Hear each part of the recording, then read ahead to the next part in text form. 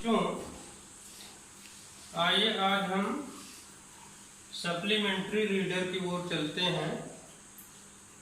Supplementary में जो सबसे पहला लेसन है ये है the inventor who kept his promise, अर्थात ऐसा आविष्कारक, ऐसा वैज्ञानिक जिसने अपने वायदे को निभाया, अर्थात जो वादा किया उसको निभाया।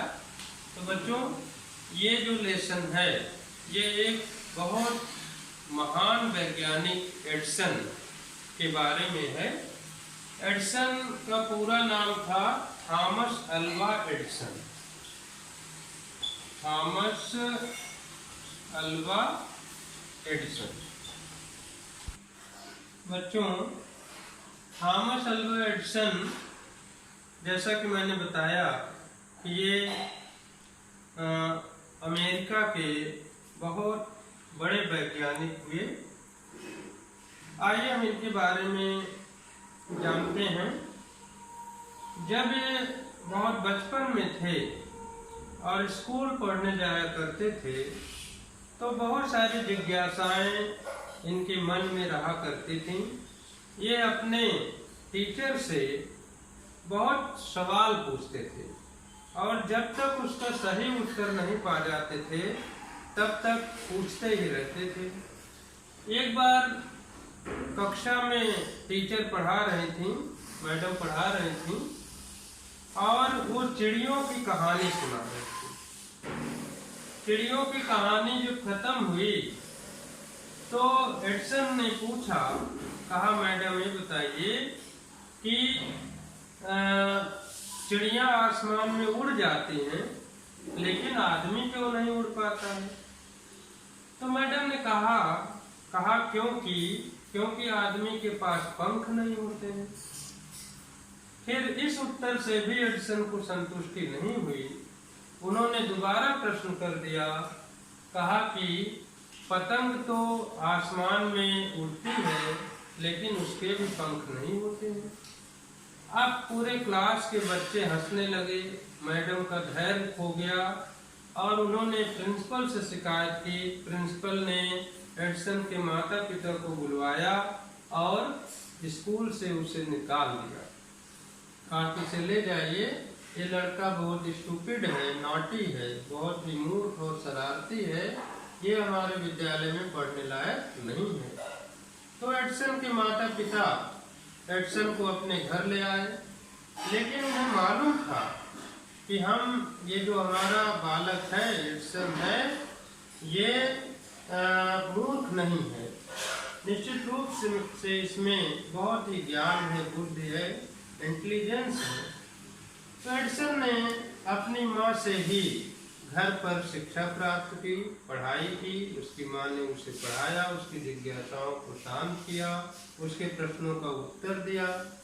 और मैं बता दूं बच्चों कि एडिसन के पिता भी चाहते थे कि एडिसन अधिक से अधिक पुस्तकें पढ़े, इसलिए वह प्रत्येक पुस्तक पढ़ने पर एडिसन को 25 सेंट देते थे। उनके फादर सेंट दिया करते थे, उसे पैसा भी दिया करते थे कि जितनी पुस्तक तुम पढ़ोगे उतने हम तुम्हें सेंट देंगे, तुम्हें पैसा देंगे। और पुस्तक जब पढ़ लेता एडिसन तो पुनः जाकर के अपने जो जेब खर्च के पैसे रहते उससे भी वो किताबें खरीद लेता था। तो धीरे धीरे एडिसन बहुत सारी किताबें पढ़ा, बहुत नॉलेज गेन किया। अब उसे और अधिक पैसों की जरूरत पड़ी क्योंकि उसे प्रयोगशाला बनानी थी, उसमें प्रयोग करना था। इसलिए उसने रेलवे में नौकरी करने की सोची।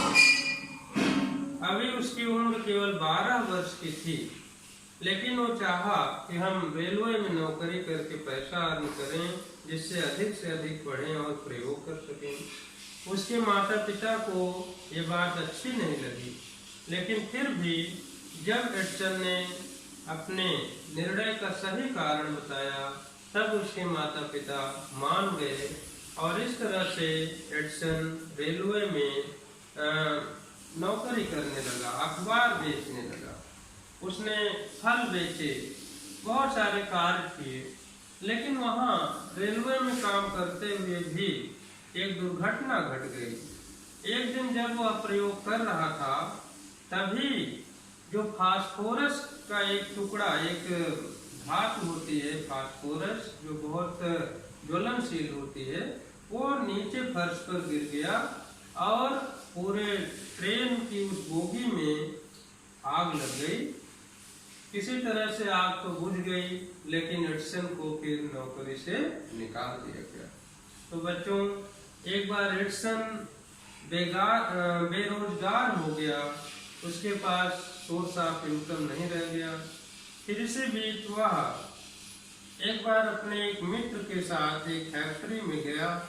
वहाँ देखा कि उसके मित्र जो इंजीनियर था, उसकी फैक्ट्री की एक मशीन खराब हो गई थी। एडिसन देखा और उस मशीन को बहुत जल्दी रिपेयर कर दिया, बना दिया। और जब बना दिया तो उस कंपनी के मैनेजर ने उसे बहुत पसंद किया और अपने यहाँ नौकरी दे दिया। इस तरह से एडिसन वहाँ पर फैक्ट्री में नौकरी करते हुए बहुत सारा धन कमाया और अपनी लाइब्रेरी को और समृद्ध किया, अपने प्रयोगशाला को और सही बनाया और बहुत सारे प्रयोग किया। और उसने वायदा किया दुनिया से, दुनिया के लोगों से वायदा किया कि वह 2 साल के अंदर बिजली का बल्ब देगा। और उसने लगभग 1200 प्रयोग करने के बाद उसने अंत में ये बिजली का बल्ब तैयार कर ही दिया।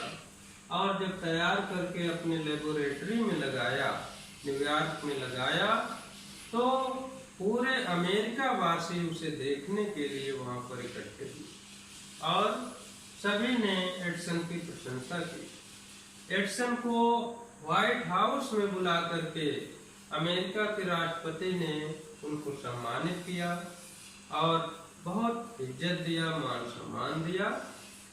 बच्चों, मैं बता दूं कि एडिसन ने ग्रामोफोन का आविष्कार किया, जो आज हम लोगों के मनोरंजन का साधन होता है। वो ग्रामोफोन भी एडिसन ने बनाया था। एडिसन ये सोचता था कि वो पूरी दुनिया को रोशनी देगा और हंसी देगा। उसने अपने आविष्कारों के माध्यम से रोशनी भी दिया और हंसी भी लाया सबके चेहरे पर, और इस प्रकार से उसका जीवन बहुत ही उपयोगी रहा हम सभी के लिए।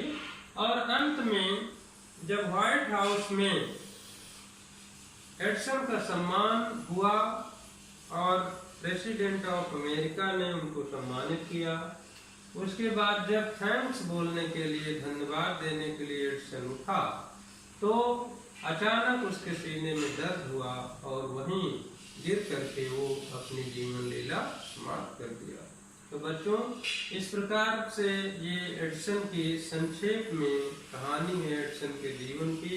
निश्चित रूप से वो पूरे विश्व के बहुत बड़े वैज्ञानिक रहे और उन्होंने बिजली का बल्ब और ग्रामोफोन तथा युद्ध के समय के बहुत सारे आविष्कार किए थे, इसलिए वो पूरे संसार में अमर रहेंगे। आज भी बच्चों को एडिसन जैसा बनना चाहिए। इस प्रकार की कहानी आप लोग पढ़िए, बार बार सुनिए और इससे संबंधित प्रश्न हम देंगे, उसे करिएगा।